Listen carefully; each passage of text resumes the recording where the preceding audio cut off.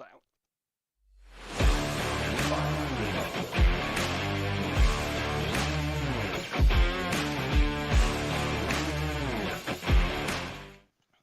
Welcome for another edition of Hardcore Wrestling Rants. I am your hardcore host, Rickhead, and I'm joined by the hardcore crew. First, she is a lovely, vicious vixen, Zoe Nightshade. Zoe, how we doing, hon? I'm doing good. Just a little bit chilly down here in the south. Well, I'm gonna tell you, it's pouring like a motherfucker, and it's batshit tit fucking cold up. That's all I can tell you. And of course, we got the Lord Skeleton himself, Joseph Knight. Joe, what's shaking? Not much. It's even colder up here, and it's starting to snow flurry. So I hope we got some hot topics that we can keep warm too. Uh, all right, and of course, last and certainly not least, he's the incomparable Lance Moss from Lance Moss TV. Lance, what's shaking? Not too much. Just glad that crazy ass weather is gone from the south right now. Yeah, well, like I said, we're getting the rest of it up here. Well, let's talk about some of the news. Right now, we got to give an update on Randy Orton. As many of you know, he had fusion surgery on his back.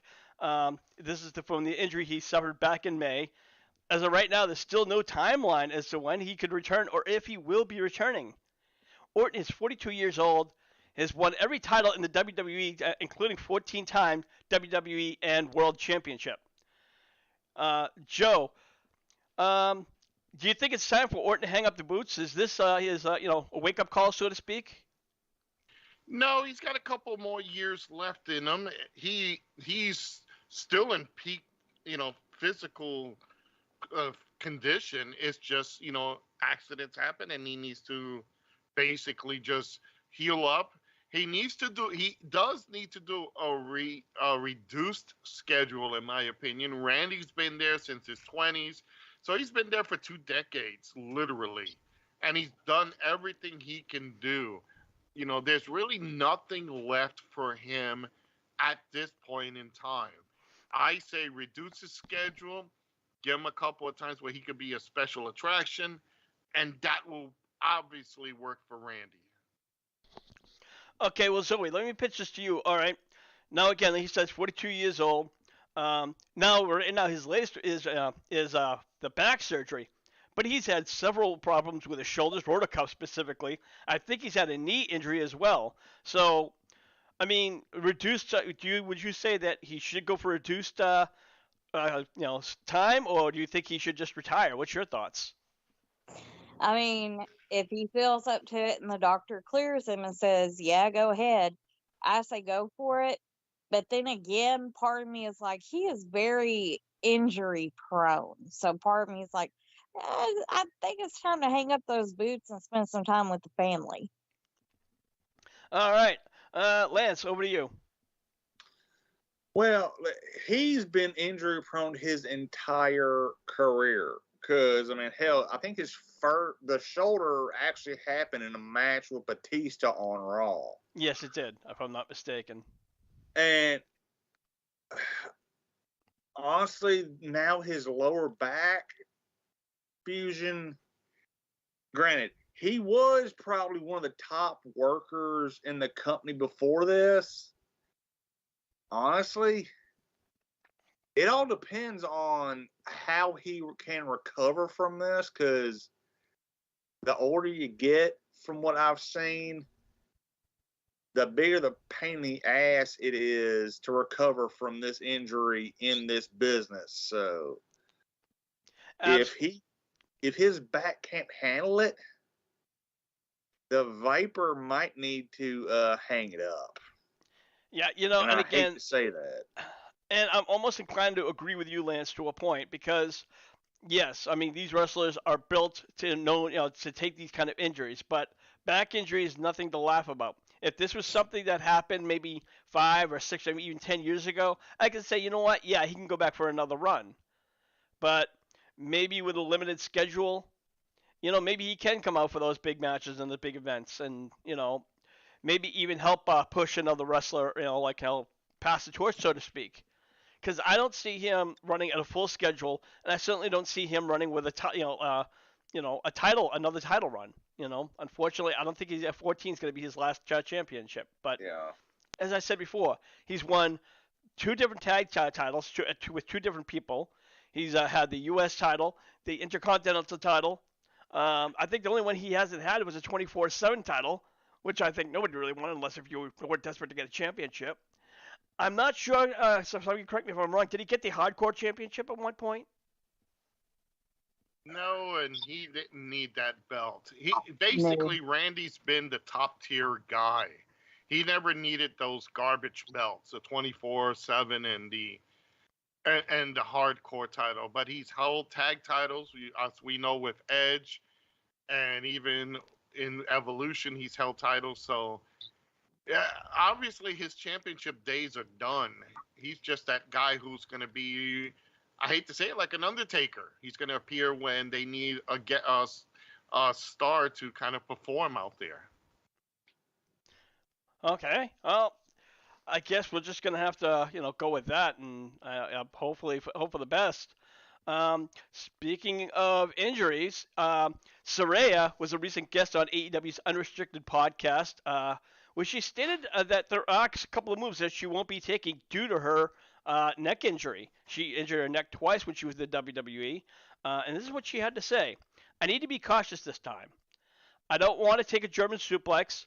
You'll see plenty of those in other matches. I'm good at taking. I'm not good at taking German suplexes and a pile driver. So I can tell you. I can tell you a story.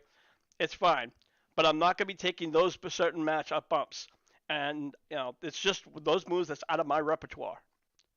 So Joe, you and I talked about this a couple of days ago, and I mentioned it, and you seemed like you were almost insulted, if not upset, about the situation. Absolutely. She can fucking bend herself backwards and forward like a seat on a fucking airline. I knew this You was know. coming. Oh yeah, Lance. Joe at SchoolInterZone.com. Thank you, sir. And Giggity. I get it. Yeah. And if she could do that, making a fucking threesome with a championship belt, if you can't take a fucking move, it's basically, oh, let me tap you, tap. Let me tap you, tap. And then she does these outrageous little. That means she can't even take a back bump properly. Well, that's not what she said. She said those two moves she's not good at taking. She said it doesn't matter if you can't take those moves, because okay, those moves are high impact, but if your neck is that bad that you can't take those moves, then you can't take a back bump because you still got to fall on your back of your head if it comes to a back bump. You still got to get slammed. You're still falling on your back and the back of your head. If you can't take a hit to the outside or a clothesline, all of those regarding the same type of injury. If you can't fucking take a German suplex or a pile driver, which it's depending on who does it, you don't want fucking a certain Tony Storm to hit you with it. This dumb bitch should be out in the fucking wrestling. She should go back to doing porn with her failed family. So if she can't do those moves, then why the fuck is she in wrestling? Kayla, you are currently in the business. If you limit let's say Suede limited his repertoire, like, okay, I'm not going to take this, I'm not going to take that. How much work would he get? He's not going to get hardly any work, if any. Thank you. And that's a person in the business currently. My thing is, if this stupid little slut who fucking ain't worth piss and can only, I give her this, she's great eye candy. She's great eye candy, but she can't do nothing else. Again, she should be she should be the extra seat on an airline because she can move herself back forward. Lance, take it away. Well, you know what? On there? Actually, Zoe, I do want to get it back to you. So, you think honestly, if a wrestler can't take one or two moves, even for a fully safety, you don't think it's the right idea? Well, here's the thing. Just like a back injury, a neck injury is also something very serious. I'm quite shocked that she was able to get cleared to come back at all. There's a difference in being cautious and a difference in being scared. Like Joe had said, taking these bumps or these moves from certain people, you would be okay. People who's done this well, who have perfected their moves, everything, that's fine. And like Joe said, you don't want Tony Storm giving you a pile driver.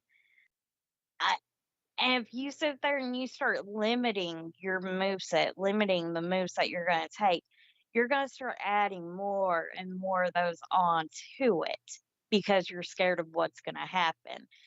Get in there, train, work with the person that you're going to go up against before the show even happens. Make sure that you feel safe enough to take that move from them.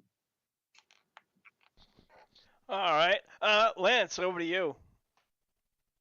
Well, I mean, like that Joe and Zoe said, certain people you don't want to take certain moves from, namely Tony Storm with that damn power driver. But if it's her being comfortable with it, I kind of gotta go with how they had treated Ric Flair after his the plane crash, because he didn't want to take a back body drop. And it was on, I think it was like a year that they made him go out and take multiple a night until he learned how to do that move and got used to it. So, Saraya, whatever, learn it or, well, find a new profession. Wow, harsh words. Because, like I said, as my personal opinion, I would think that for any wrestler that feels that there's one or two moves, especially a move like a pile driver, they're not comfortable doing. Pile. Rick, I'm gonna really put it like this. Terry 3G says, "Good evening, ladies and gents. As soon as we find some gents here, we'll let you know. We're all evil and repulsive." But Rick, it's even though those are two high impact moves, the same moves are done to affect your neck and back. Because in her problem is from the base of her skull down to almost her shoulders, her neck is not well. I don't care how much he claims how she's ready to go. Well, she took the stomp from Britt Baker. She what? The stomp? Exactly. See that? Stuff like that. And again, you got to look at how well Britt Baker literally had to hold back doing high impact the moves with her, because if you take a real serious, if she even took a serious back bump or a suplex wrong, or even a clothesline and she landed wrong, it doesn't matter how safe you are. Your neck, once you hit that ring, that canvas, or even the hard part of the ring, which is the apron, your neck will get whiplash. So, and again, you're talking about maybe even getting a pile driver on the corner of the apron. A corner of the apron, a pile driver, a suplex.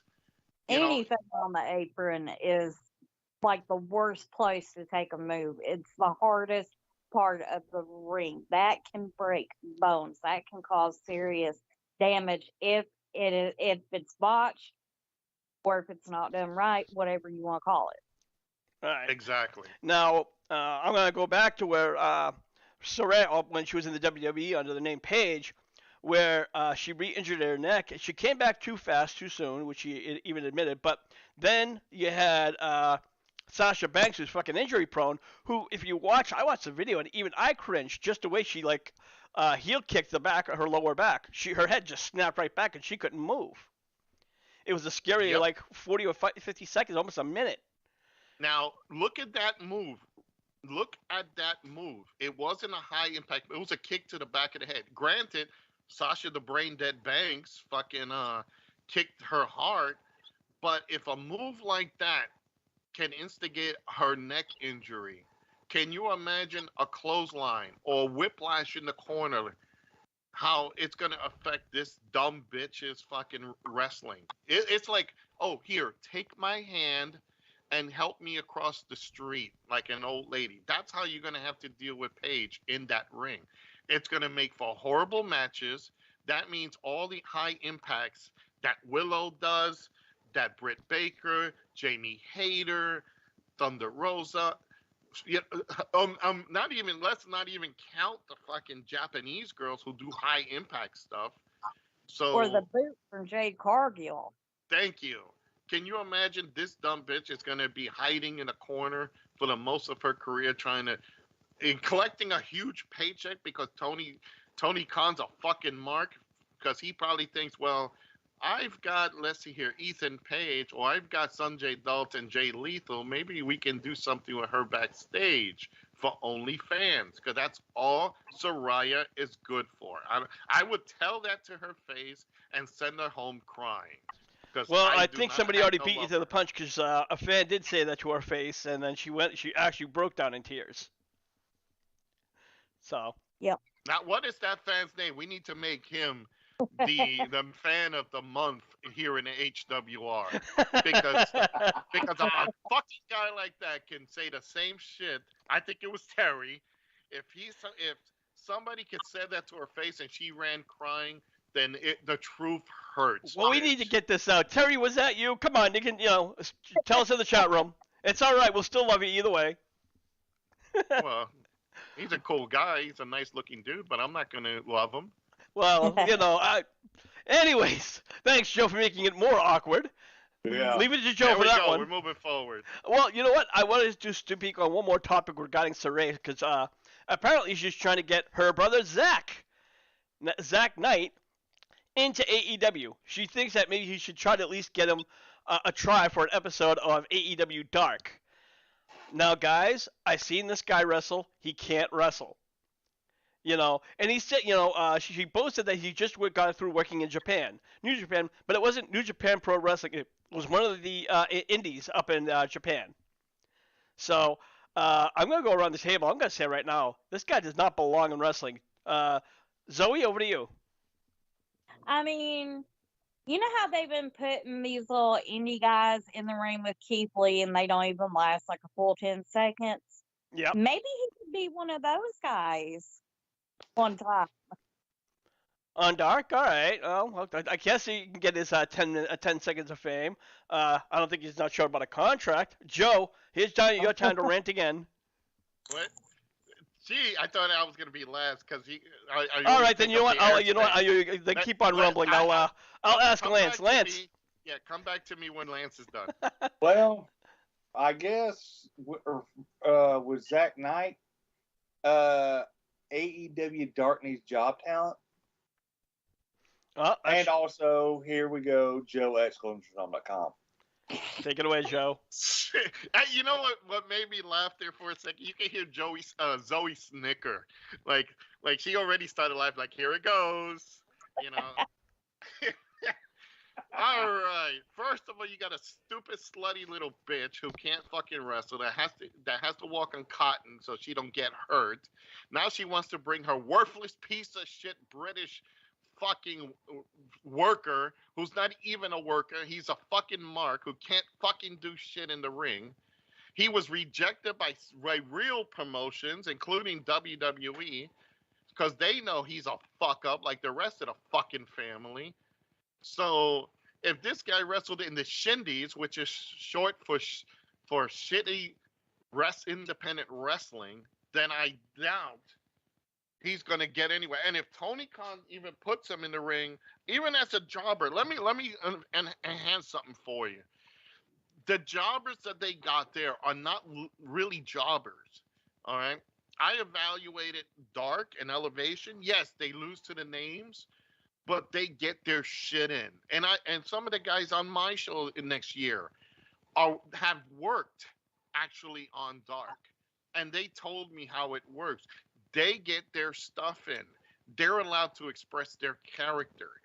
That you have to be literally good to get on Dark or Elevation. It's not just let's welcome everybody indie scrub in. So this fucking moron and his stupid sisters who just do family porn because they couldn't do shit in the ring anyway. So over Terry 3G says, see, my brain is talking faster than my mouth.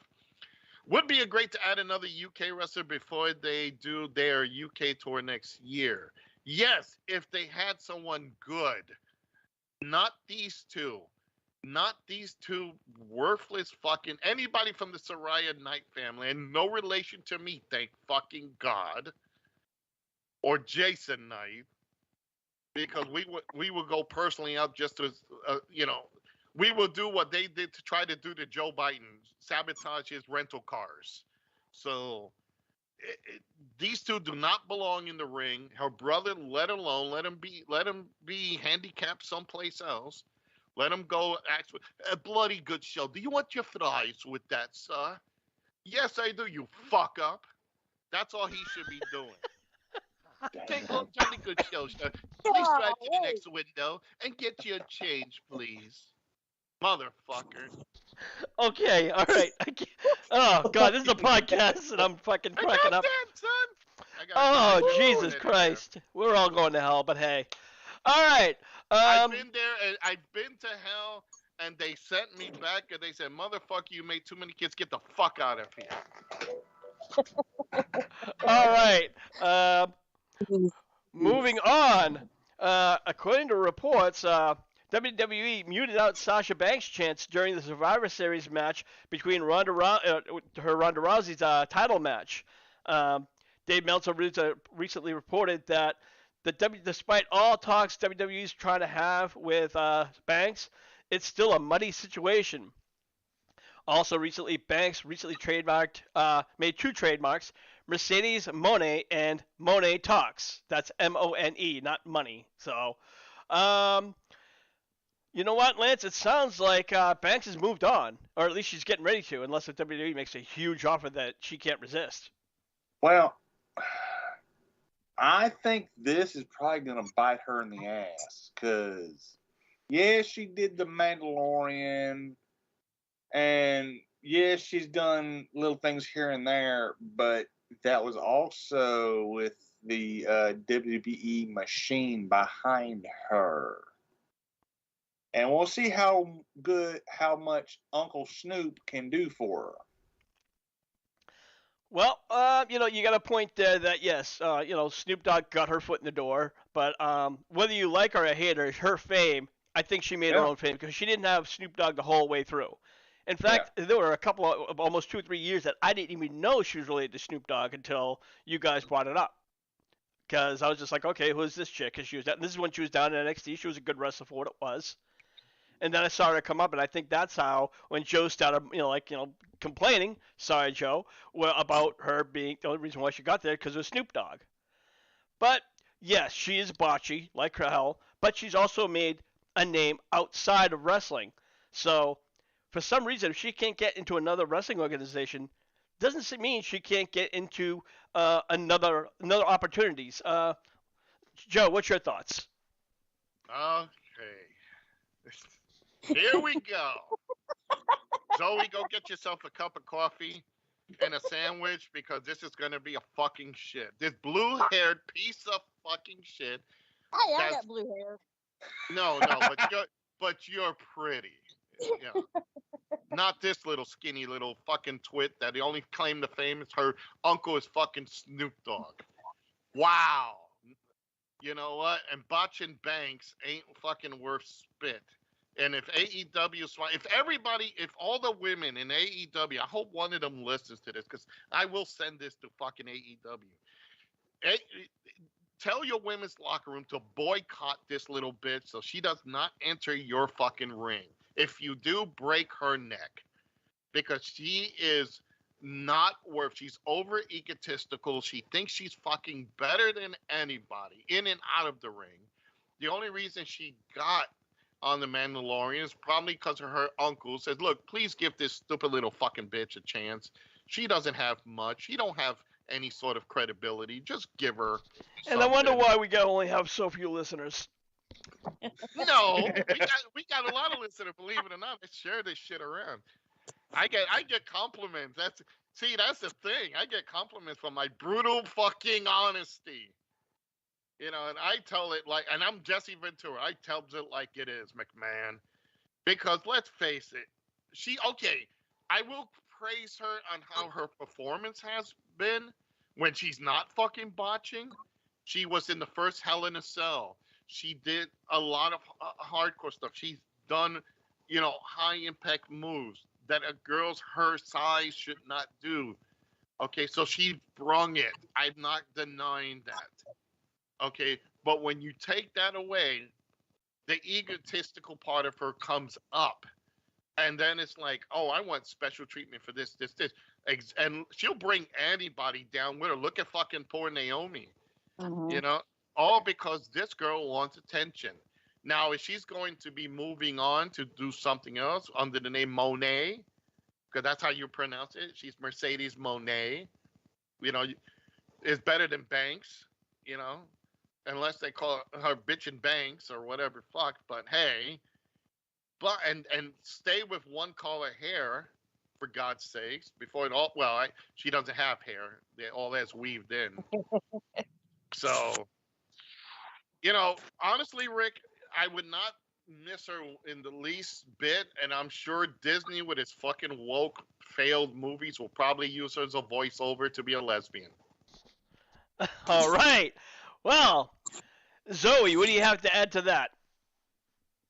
I mean, I would throw a party if she said she would never come back to wrestling as long as she lived. I would throw a big party for it. I hope she doesn't come back.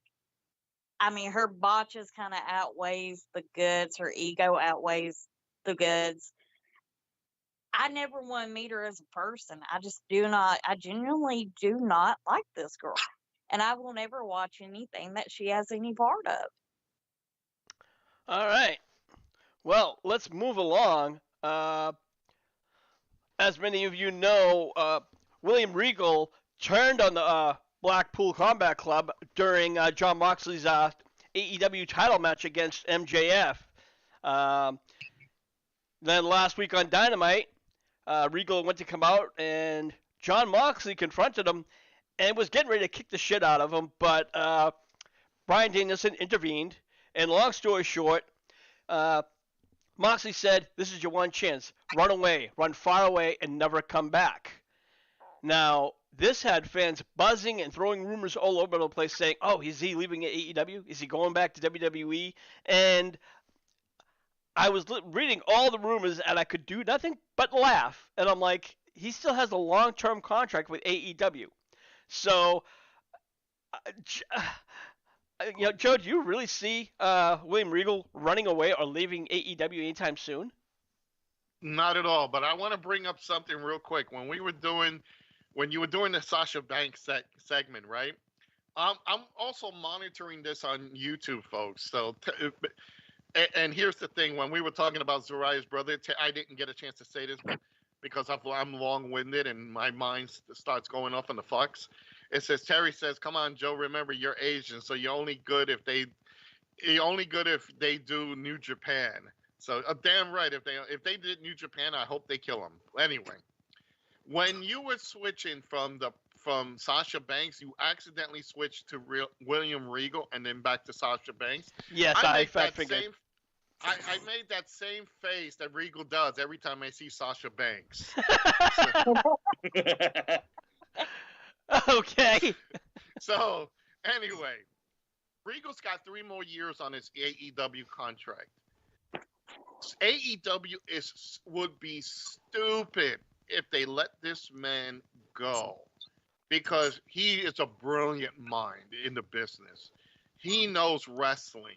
He came from this name some people might not know, but he came from the Billy Robinson training school of England. So he wrestles a more sophisticated way. If you look at his old WCW stuff, that part of wrestling comes out. And the man's been in WWE for so many years, decades, that he's learned a lot of the business. Terry 3D says Joe's killing it tonight. No, I'm probably killing someone. Who knows?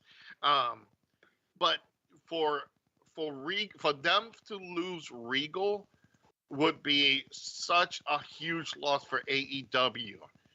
Right now, they need to solidify their backstage talent.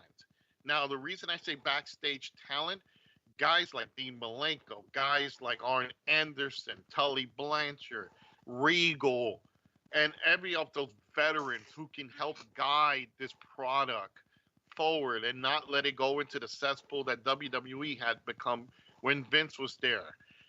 You want to keep this guy. So all these rumors that people say, oh, he's running back. Regal has an easier time right now. While WWE will love to snatch him back and bring him back, because Triple H does want him back, maybe to run NXT again, here is a chance for Regal to put his skills, to test his skills on a different stage. And he's working with some of the best young talent in professional wrestling today. So he ain't going nowhere. Don't believe the rumors. Don't spread rumors. This guy is a class act. He needs to stay where he is. And I'm making a prediction tonight, because tonight is AEW Dynamite, that William Regal will be the new manager of MJF. Thank you very much. That's what I've been saying. Zoe, your thoughts? Regal is not going to go anywhere. I love reading rumors. I really do, because it just gives me a laugh. And I got to tell y'all a funny story real quick before I get into it. Okay, so last Wednesday, I was at my mother's house cooking for Thanksgiving, and AEW came on. William Regal's on the screen, and my mom sits there and she goes, isn't that one guy that wears the skirt? I looked at her, I said, who, Roddy Piper? She goes, yeah, it's Roddy Piper. Me and my dad, my husband, all just kind of looked at her like, what? Damn. I was like, who are you? But anyway, back to Regal. Regal is the veteran villain that wrestling needs right now. He will be beside MJF tonight. I guarantee that. So Regal's not going to go anywhere. Even if he's not on TV, he's still going to be part of AEW in the back. So don't worry. Rest assured, Regal ain't going nowhere. All right, Lance, over to you. First, anybody that thinks Regal's going anywhere does not know how in the hell contracts work. Yep. And I agree with y'all. He's probably coming out as MJF's new manager. Manager, associate, or something like that. Kind of like what, Yeah. like a Paul Heyman is, advocate or whatever you want to call it. Just with a better right hook. Yeah, pretty much. Can you imagine him coming out and says, my name is William Regal. Oh, And No, am I could the not. I would No. shut the No. TV off You instantly. miserable little toe rag, my Yeah, boy. right. MJF's gonna mop the floor with you or something like that. No. He's going to bloody That's well more punch Regal than you. what Joe just did. He's probably going to bloody well punch you in the face. Oh God! All right, that's horrible. I know. But we don't have Andy here. He's the one that's the British. Yeah. Well, Right. we haven't had the son of a bitch for a while. Andy, if you listen, we do miss you. All right, let's move on. Let's move on. Austin Theory seems to think now that he cashed in and failed the Money in the Bank and won the United States Championship this past Saturday, he could be the guy to dethrone Roman Reigns. Yes, folks, these are his words. This is what he said. Whoever is going to beat Roman Reigns, it's got to be someone that is really going to beat Roman Reigns and not just by pure luck. And I think in the chapter of Austin Theory is setting him up to build up at being the qualifier to stand toe-to-toe with Roman Reigns. So what he's pretty much saying is not just yet, but he's working on getting there. Now I have to admit, guys, I was shocked when Austin Theory won the United States Championship on Survivor Series. I think we were all shocked. I didn't see it coming. But Lance, what's your thoughts on Austin Theory thinking he can beat Roman Reigns some point in the future? Okay, we need a wellness policy check on Austin Theory, because I think he might have some illicit substances in his system. Because to think he's the one that can legit beat Roman, he's got to be high. Thank you. Zoe, your thoughts? I mean, that's like saying Marco Stunt is going to take out Brock Lesnar. That's funny. Wow. All right, Joe. You know, as soon as Zoe said that, it put a big smile on my face because I could just see Marco grabbing that. I could see Brock grabbing that little guy and just fucking pummeling him to death. You know, and then shipping him in a box to Abu Ghadi. You know, first of all, the Sammy Guevara of WWE. It's if he thinks he's the next that he's going to be the one to dethrone Roman Reigns, you know, obviously just because he got one title win, it doesn't make a career. This was the only reason he got this belt. Okay, it is because he did lose his money in the bank. He actually that was the agreement.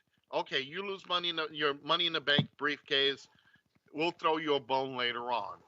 And let's face it, you know, Seth Rollins doesn't need a title. Bobby Lashley does not need a title. These guys are good on their own. Okay, except for what Seth Rollins wore on Monday night. I'm sure Becky Lynch didn't like he was in her closet. But the way you look at, in fact, I was going to call him Sammy Guevara. Austin Theory, he's got a long, long way to go before he even can think of the upper tier. He's going to be mid card for most of his career until they can figure out a way to push him higher. So with that, I'm going to say he's just probably doing this for propaganda, for just to get his name more circulating around the ring, Rick. This is not anything that he's actually probably even considering because they will laugh his ass off. Terry 3G says Austin lacks something, a theory on how to become a good worker. Yes, a theory. Yeah. I like that. I like that. But yeah, you know, again, Austin Theory, he has promise, but you know, unfortunately, there's something when you're going to try to go get Star Trek and you're going to want to get to the top too fast because it's a long way down, especially when you're a mid card or even like struggling to be a mid card.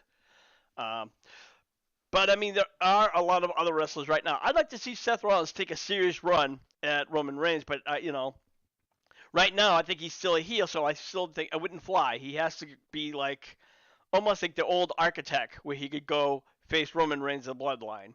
But that's just Yeah. one person out there. You know, I hate to say it, and the panel maybe can chime in on this. At this current time, there is no one in that company that would pretty much get close to be the man to take the belt off of Roman Reigns. And not because Roman Reigns is a good worker, he's a mediocre worker. His promo skills are two. All he knows how to do is ooh you know, and tribal chief bullshit. And most of the time, Paul Heyman talks for him anyway. Um, Honestly, there isn't anyone in that level of, and I mean high echelon that they could be considered for that run. Because there isn't anybody. You wasted them all. You know, obviously the Usos are not going to fight their own relative. You're not going to have obviously Sami Zayn who's aligned with them. You're not. Drew McIntyre's been once to the well too many times. He does, and Kevin Owens is the same thing. In fact, Kevin Owens and I don't know if we were going to cover this, Rick, but Kevin Owens and Roman Reigns actually had an incident, not a fighting incident, but an accident that pretty much Roman Reigns is still Pissed off grumbling at. about. Exactly, that he's not too happy about it. I think it was an So unplanned spot. I think it was at War Games, if I'm not mistaken. yes, it was a move, and oh God, I can't now remember his name. Kevin Owens actually did the move, but it wasn't the way him and Roman planned it. Roman did get, I think, his sternum crushed or something like that. Nothing serious, but it was enough to piss him off. So I'm sure, and from the rumors from I'm reading backstage, Roman took this like as the ego. Now it's like you fucked me up. How dare you? You know. So it's I'm gonna it's from on Kevin's side, I'm sure he apologized, and they say that it's squashed. But a lot of people are saying the Roman is took it really personal. So how this idiot is, his mind. You give him a belt, now he's an ego. So if this doesn't clear up soon, and everybody does go on being professional, then I don't see Kevin getting a shot at Roman Reigns. Rick, I'm sorry, but I think the only person that can take on Roman Reigns at this time to make a money match would be The Rock. And we've been saying that for a couple of years now, but the problem here's the thing: The Rock is retired. He comes in and does, a match every now and then, or he'll do like a campaign or a feud for like 2 or 3 months when he's not shooting movies. He Yeah. doesn't need to wrestle. And Well, I don't even think he has a passion for it anymore. well, put it like Somebody. this: he has a passion for money, and if somebody offered him a good money deal, he will come back like he's done before. And hey, the man just paid for all he just paid the store where he stole Snickers. So Yeah. if he did that, he you know Well, come on, he, paying he for Snickers and getting paid to possibly get injured. Um, that's something you always got to have in the back of your mind. Zoe, um, your thoughts as a wrestler? Now, of course, we're talking about The Rock possibly coming in, and I don't see it. And if I do, I No, certainly don't see him winning the title, nonetheless. no, and I don't see them putting The Rock versus Roman Reigns. I don't see that happening. All right, Lance, over to you. Your pick. What's your thoughts on this? I could see them doing it at WrestleMania LA or WrestleMania Hollywood this coming. Do I think he'd be the one to dethrone Roman? Hell no. But y'all are missing one person. Granted, he's on injury right now, but Cody Rhodes. That is definitely a good name. that is, you know what, I didn't even think of that. Well, because right now he's out of action, so it's kind of like out of sight, out of mind, so to speak, especially when they're long-term injuries. But I think what Cody Rhodes definitely could be that guy. I think maybe they're saving him for that.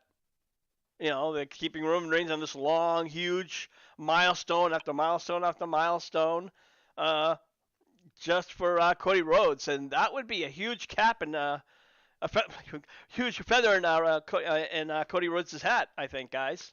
Just as long as he doesn't get another neck tattoo. God, that's horrible. All right. We have one last topic I want to cover real quick. There was a segment last week on Raw where Dominic Mysterio drove to his father's house, Rey Mysterio, and attacked him. Now, this is I'm guessing just trying to refuel their mini feud they had back in October where Dominic turned on Rey and they wanted a match, and that's when Mysterio, Dominic, joined, excuse me, Judgment Day. So Mysterio left Raw, and to avoid fighting his son, so he went over to SmackDown. But now, guys, because obviously they're trying to stir the pot once again. So are they setting a match up for WrestleMania or Royal Rumble? Lance, I'm going to put you first. Well, okay. Given where WrestleMania is and given where Rumble is, I'd probably say Mania because the Mysterios are from California. So probably I'd go Mania. All right, Zoe, your thoughts. God, Dominic is just so daggone useless. I said it. He's useless. But I would have to say if I had to pick, it'd be Mania. Yeah, that's pretty much where I'm going too. But I mean, I know like Royal Rumble's right around the corner, and they're kind of like trying to infuel it that much. But I'm sure maybe they can push it all the way to April. I don't know, Joe. Well, you know what the real problem is? Everybody's making this thing as a big thing. He wasn't invited to Thanksgiving dinner. Ray had the setup, the enchiladas, the Fritos. He had the spices. He had immigration at the front door, making sure no one jumps over fences. And he had a turkey too, I'm sure. But Well, no, they had a chicken and they dressed it up like a turkey. So the gobbledygooker was present. Even I heard he had the little Mexican hat on. and they had to turn down the music too because all you heard was the Mexican national anthem. So Dominic, I see this kid and it's like he has potential, guys. He does have somewhat potential. Let's first of all, he's been trained by one of the greatest cruiserweights of the world here. You know, this is a guy who literally made his way from the the, the scraps from Mexican wrestling to ECW to WCW to WWE and won titles in every place he's been in. You know, so Dominic, and we've seen it. We've seen the matches where he actually has potential. What kills Dominic, in my opinion, is that face. He got that face. You just want to punch him. You just want to punch him in the face because he has that too much of a boyish look to be a bad person. He Well, needs to grow a goatee. He needs to be really, really an asshole, and he He needs needs to to take move that on. tag on mullet off of his head too. Hey, I got an 80s mullet, but at least it's all full on the sides. I got the Michael Hayes hair now. So, and I mean Freebird version, not the current version. Um, so does and that mean you like let your ponytail out and you strut back and forth and start singing, damn right, I used the hair and whip we too. we have the footage. I can share foliage. But in this case, like I said, he's got potential. He just gotta look more menacing, more manly than a kid that you beat up for his lunch money. You know, I say, Rick, you know what? This might be a WrestleMania match where they consolidate everything, where Ray beats him finally. He welcomes back his son, and they do this happy go moment, and they beat back whatever fucking Judgment Day. Terry 3G says, "Is it me or does Ray look like a chicken in that picture that you posted up, Rick?" Yes, he does. He was sampling his gobbledygooker costume. You know. So Now, Dominic versus Daddy Ray, a clocking good match if he uses that outfit, definitely. now, would it be on the main card or the kickoff show? No, this will be main card, but it will be like low, like maybe third match. Because let's face it, Ray is a name, and that's one of the things, the attraction. And when you build up a sympathy story, sorry, you know this more than I do. When you build up a story that people can get behind and they feel like, oh man, his son beat the hell out of him, call immigration on him and all this stuff. You when the guy comes back and after injuries and all that, and he can score the win over his son and teach his son, like, I did this the hard way. You're taking cheap shots. People will really flock to this match, and you need a good mid card match to build up WrestleMania. Because again, there's always this up and down movement. You have the fans go high, then you bring them down a bit so they don't get too exhausted, then you bring them back up. This is one of those matches that brings the fans back up because both of them can work. It's not, we make fun of Dominic all the time, but he can work. And the more he gets in the ring and more practice, he's just going to be the next Rey Mysterio later on. They just need to change his look. If I may, this even goes back to, Jerry Jarrett's theory on booking. Personal issues draw money. Father-son would draw money. You're absolutely right. But again, now let me ask you this: WrestleMania. Let's say this match eventually does happen. Who should come out the win? Who should get the push? Rey Mysterio, or should he pass it on to his son Dominic and let Dominic get the heel win one way or another? Is this everybody's question or just? Yeah, I'm just tossing it out there. Oh, if it was me, this is a Ray. It's going to happen, guys. It's a Ray win because this is probably going to be his last match. Yeah. They'll probably build it as that, and he'll probably come out and say, "Look, even Dominic probably will even say put him over." We beat him up in his own house. We beat him up backstage. We did this. We injured him.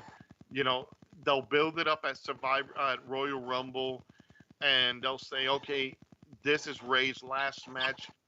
He's gonna go over, and he's gonna redeem his son. He'll come back over, and whatever happens, happens. But you're gonna see it a final thing for Rey Mysterio Jr. to finally get the win over Dominic. Say, hey, hard work, dedication is gonna get you somewhere. Not hanging out with these guys. So that's what I see. That's the proper booking for WrestleMania. All right. Anybody else want to chime in on that? Yeah. Groove Joe. Okay. Well, I guess we're gonna wrap this up. This edition of Hardcore Wrestling Rants. Whoa! What? We still got one more thing. We got another little thing. It's so early. We got a few minutes. Okay. I haven't ranted that long. Here we go. I haven't ranted that long. God. Okay, hang on, Joe. Let me hang on. Whatever he says, Joe exclusion from that.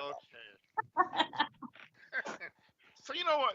We're gonna have to get you two guys, you and Zoe, to start kicking in these clinches in here, so you can start giving them the emails. I can start getting all that hate mail. Anyway. Your Gmail's getting all full, right, Joe? You haven't emptied it, have you? My spam folder is already overwhelming. I'm getting messages from Google like, you're crashing our servers. Cut it out. The subject line on his email is nothing but angry emoji faces. Yeah. Yes. And they're mostly from my wife, so I don't know why. Well, I'm sure there's a couple of reasons you don't want to talk about on air, but anyway, Joe, what'd you have to? We'll leave you to it. Did you guys see Chris Jericho's son, who just recently turned I did. 19? Yes. They asked him a question if he was interested in getting into wrestling. In some outlets, he's interested, but he wants to learn more. And my God, if you guys see the picture of his son, yeah, he looks. He posed next to Chris Jericho. He looks like Chris Jericho from 1990. Yeah, he does. And he's well in shape, so he's obviously planning for this on some level, whether it be subconsciously or just or just working out with his dad. But I would definitely love to see him, especially a second generation Jericho, to make it in. I mean, this guy will either go to the top, or he'll flounder. Definitely. I mean, he has the potential. And again, this is another Dominic situation. He is being trained by one of the greatest workers in professional wrestling. And there's many great workers in professional wrestling. There's great showmen like Hulk Hogan, who's a great showman. There's a great personality like Ric Flair. Then you have the workers. You have your Ricky Steamboats, you have your Macho Mans, you have your Jerichos, Rey Mysterios, and so forth. Anybody learning from these people are going to become a great, and if they're motivated enough and they see a potential, because that's another thing. You got to see as someone that looked into wrestling, if you're son and daughter, and you're looking in professional wrestling, you got to know, one, can you cut it? Two, is the wrestling business worth getting into? So, I'm sure if AEW is still around and he wants to get into the business, I'm sure he'll get it. No matter what name, because his name is, I think, Regal, Ian Irving, I think his name is, because that's his legit name. That's what Jericho's real name is. So if he were to come in, he would not be able to come in as a Jericho. But as soon as he walked through the curtain, you're going to immediately notice it's Chris Jericho's son, just like Brian Pillman Jr. Well, so you just brought up an interesting point that I wanted to talk about. Now, you talk about these new next generation wrestlers, such as Chris Jericho's son, who's possibly coming in. But let's look at a lot of other wrestlers, second gen wrestlers that were supposed to come in that really, for some reason, didn't make it. You have Arn Anderson's son, Brock Anderson, and he really. Can I interject? Because I know. Okay. I know the person to a point. It's not his thing is he's not because of his shortcomings. He's still training, and he is literally, when he's in his A game with the right person, he is another copy of Arn Anderson. So it's a matter of the proper placement and the proper breaks. That's you got consider that also. You could be a great worker, and you could be someone like him that's starting in the business, or he's been in the business for years. But if a promoter doesn't have the vision of moving him forward, or doesn't see any potential, then obviously the guy's not going to get anywhere. So it's his win-loss record, more losses than wins. It's not of his shortcomings. It's because of what the Joe, you got a promoter lot or of the static in your booker background, but okay. should fix it. Hopefully, um, hopefully it does fix it. But again, it depends on his placement and who's booking the match. Zoe, I think you can probably, I don't know if you agree with that. You can be a great talent, but it's up to the booker promoter to make you look that good. It is most definitely because you could be an amazing talent and they book you like a jobber, honestly, or a mid carder. As far as Chris Jericho's son goes, you know the kid's going to be able to wrestle. You know the kid's going to be able to cut a killer promo. So hopefully, if he does get into wrestling, the booker sees the potential in him and actually does him right.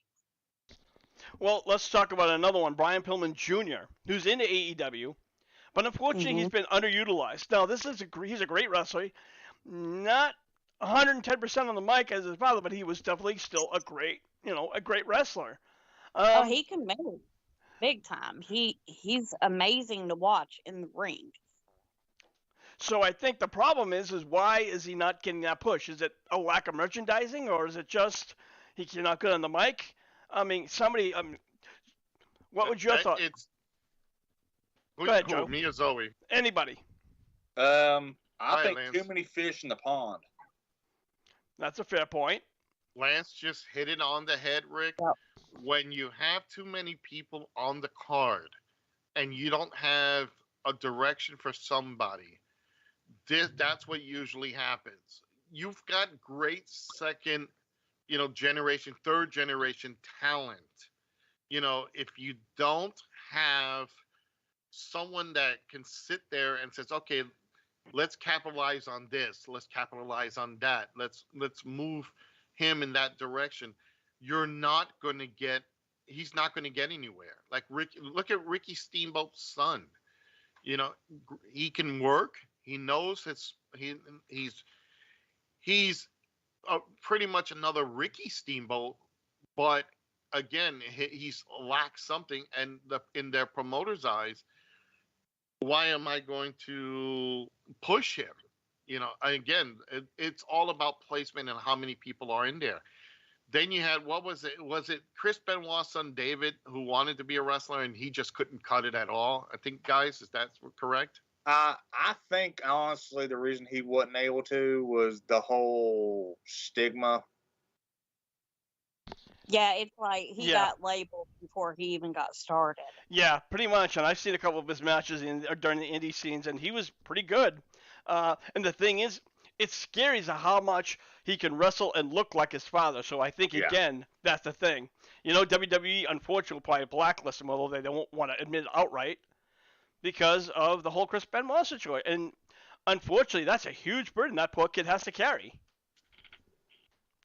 So, you know what? So that's what basically, when it comes to second generation or people like Ricky Steamboat Jr., like Chris Benoit, Chris Benoit Jr., Brian Pillman Jr., and even if Chris Jericho's son come in, I think when it comes to Chris Jericho, if he's still in AEW in an active role backstage, not actually in front, I can see his son getting a little bit of push, not because of Jericho, but he would know how to utilize his son in a way. And that's a big, big aspect of professional wrestling. If you could look at someone and say, okay, this is what we need to do, then we need someone like, honestly, Brock Anderson, he needs, and I don't know, Lance or Zoe, I don't know, or Rick, if you guys agree, but Brock Anderson needs a Tully Blanchard type person to team with him to be a brain buster or a horseman type Ooh. character. Just not Tessa. Just not Tessa. Yeah. Yeah. Well, I think wasn't he with the faction with one of the factory or one of the other ones? I think he turned on his father for a little bit and then he just disappeared. Well, then he came back because he does do Elevation and Oh, he does okay. do Dark, and he is still managed by Arn Anderson. That's why I say everybody. I recommend if you want to see a breath of fresh air and you want to see indie talent that actually gets in and work. Look at AEW Elevation and Dark. You're not going to get a big cut like Dynamite or Rampage look. You're going to get a smaller scale with some upcoming talent that can prove themselves, who are proving themselves to be in that level, because they don't throw anybody in there. They throw people that are already to that point that they can make it and move on higher. So I say that's a big thing you want to check out. Last thing, Rick, Terry 3G says, unless they look and sound like Moxley, then Zoe would say they're an instant wrestling star. You know, Hey, keep that man quiet. unfortunately, the way AEW is going, Terry's not too far off because, there are more WWE or ex-WWE wrestlers than there are indie wrestlers. Yeah. When AEW started, there was just a handful, and that was more than enough because it was still pushing, like people like Darby Allin, MJF, Sammy Guevara. He was in NXT for a flash, but that, I won't count him. Then you had, Top Flight. You had the Varsity Blondes, who at the time was going somewhere. You have Death Triangle. Okay, Pac, yeah, he's ex-WWE, but he hated WWE. So, but he also worked well with Death Triangle before. So you have all these great tag teams, all these great wrestlers, and then it's like all of a sudden, more WWE guys get pushed in, and all the other ones are kind of pushing to the side or taking the bumps. That's really sad because Top Flight, they are absolutely incredible. I enjoy I don't even like tag team matches, but I love watching their matches. Yeah, exactly. And this is why they need a tag division, a tag title for these up and coming teams to fight over. That's why in the NWA and prior, during Jim Crockett Promotions, when they had all these teams, they had the United States Tag Team Championship, and it worked because everybody got a chance, from the Midnight Express to the Fantastics to people who weren't up and onto that world title level. And that world title level was reserved for the Rock and Rolls, the Russians, the Road Warriors, the Freebirds. Same thing in the WWF. You had the top tiers. Can I jump in for 1 second? I see where you're going with it, but they do already have 2 tag team championships. They have the trios tags, and they have the tag team. So, we've seen wrestlers who, all right, fine, they can't get in the tag team, so they hit the trios tags. Right now, Death Triangle is having a huge feud, the best of 7, with the Elite.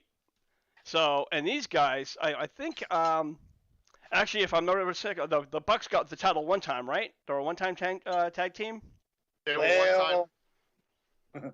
Go ahead, Lance. Day. Basically. Okay. Anyways, they won the belts, and then they lost the belts due to CM Punk's controversy. Oh yeah. Okay, that's right.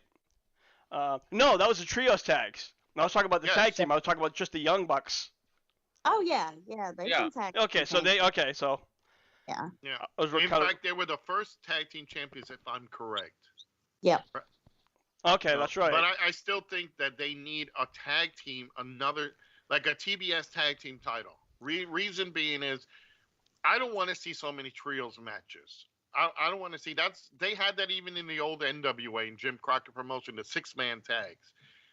And while it's exciting, yeah, I prefer straight tags most of the time. And teams like Like what was it, Zoe? You said with Dante, whatever, and what's the Oh, top top flight. top Top flight? flight. You Yeah. have the other ones that the Hardy Party, whatever the fucking those guys are. Oh, Private I, Party. They were Private Private Party, and Party, then again, that's another tag team that just kind of fell short. right? So you have them, Top Flight, Varsity Blondes. You have other teams that are Best not friends. best friends, Yep. perfect example, that are not up there, that are not in that caliber of world titles. So instead of, let them flounder below, I guarantee you put a tag belt on these guys, on any of these teams, and let them battle it out. You're gonna see a fucking better, great match than whatever the world title tag titles are gonna be. We can only keep seeing the Young Bucks versus whoever, and FTR, as great as they are, they're always going to be in that high echelon level. So I think they need, and the Ring of Honor tag titles, that should be reserved. That could also be used. There you go. You have Ring of Honor tag titles. Let these guys use that belt. Well, they are And that right now. That is the case. FDR is the Ring of Honor Championships, and they defended it last week, but they fell short, unfortunately. So they retained the title. right, but they need Actually, to no, I'm use sorry. that That was belt. on Rampage. I apologize. Yeah, but they need to use that title more, and take it off FTR. Take it off FTR. Let these smaller teams fight it out. I guarantee you're gonna see a hell of. Imagine a Varsity Blondes versus Top Flight, or this Ooh. group versus the whatever party, Private Party. They're all being held back is because of they can't make that next level. And when they do get to that next level to challenge for a tag title, look who the tag champs are. No way you're beating them. You stand a better Yeah. chance if you took on the lower mid card teams. So But yet we're stuck with the Acclaimed as our AEW tag team champions. yeah, Well, right now, I'm going to tell you, I really, aside from all the stupid Sesame Daddy shit, which annoys me, they're great wrestlers. You know, I mean, and I know right now they're on the high because of all their promos and all that shit, and fine. But for some reason, I don't know. Every time I hear Sesame Daddy, I cringe. I'm just like, ugh. It sounds like Yeah. a really bad incest porn, you know? That's all I can think of. Damn. Like, come on. Sesame Daddy asses. If anybody knows anything about scissoring, you know what I'm talking about. And it's not using a pair of First time I scissors. saw that, like, me and Kevin just looked at each other and we was like, those are dudes, right? They're scissoring. But saying Sesame Daddy ass. So add that into the fray. So, yeah. Yeah. They took something out of fucking Zariah's closet and decided to use it. Oh, okay. On that note, guys, we are going to wrap up this edition of Hardcore Wrestling Rants. We want to thank you for joining in, and for those who were too horrified, we do apologize, but unfortunately, this is how we roll over in HWR. And if you're horrified, fuck you. Grow a pair. Please like and subscribe this video, and also please subscribe to Hardcore Wrestling Rants, where we have a lot of other. Where every Wednesday you can catch us live at 5 p.m. Eastern Time. I also have a lot of wrestling tributes, some other tributes, short clips, you name it. HWR's got it. And if you want more of HWR, please check us out on the HWR chat room in the group section on Facebook.com. Joe, you're over at Skull and Realms. Tell everybody about it. Well, before I talk about that with my mouth full, Terry 3G says reminds me of the Athena heel turn. Where is she going now because of it in AEW? And he just made a great point, Rick. And this is real quick. Is the Acclaim the new day of AEW? Are they the new day of AEW? That's just looking like it. Mm-hmm. So with that, everybody. That's why they get on my nerves. Oh, Yeah, so Yes. they're not going anywhere anytime soon. imagine them putting scissors on their heads as part of headgear, like the unicorn stuff. No, I don't think it would fly. Don't run with those scissors, kids. You might get stuck on the wall. Yeah. Imagine them with the helmet, with the hats, like they did the New Day, and there's a No, scissor sticking on it, No. and there's a no, scissor no, sticking on it, and they no, run across the no. hall, and they get stuck on the wall. I Well, at would least start watching Jimmy's not going WWE to. again. Let's put it that way, okay? Okay. Anyway, check me out, folks. Just do the hashtag Scoldrens Realm. I am on Facebook, YouTube, and Twitch. I'm also on Twitter at Scoldren, and I'm on Instagram. I do games from consoles to PC. I do from retro to current. So make sure you check me out. Here, I also have my website, which is scoldrensrealm.live. You can go straight to the merch section. You can see my T-shirt. You can see the folks' T-shirts here at HWR. And I'm going to tell you, it's great. Support the channel by doing that way and support HWR, because if it wasn't for us, you guys wouldn't have something to look forward to on Wednesday nights. All right. Zoe, what do you got going on in the wrestling world today? Oh my gosh, I have a big weekend. So TSW is having a 2 shows this weekend. Friday, December the 2nd, we will be at Knox Central High School in Barberville, Kentucky. Come out and check it out. There's a lot of great matches in line for that. And I believe all proceeds will go to the Knox Central High School wrestling team. So get out and show your support for them. We also have a show on December 3rd in Lilly, Kentucky. It is Christmas in a cage, and every match is inside of a steel cage. That sounds awesome. All right, Lance, over at Lance Moss TV. What do you got going on over there? Well, every Tuesday night we go live on Lance Moss TV and friends. We never know who's going to show up. And we usually shoot the shit for about an hour and a half to 2 hours. And also, and it's at 7:05 Central, 8:05 Eastern. But I am trying to get more Redneck Gourmets out, but when I can do Redneck Gourmets, because, well, as y'all know, the price of food is stupid right now. Yeah, no kidding. Stupid. Everybody's going to start eating cardboards. All right. So, thanks again for having us. So, for Hardcore Crew, I'm your hardcore host, Rick Head, saying we'll see ya when we see ya. Buy the shirt! Buy the shirt indeed.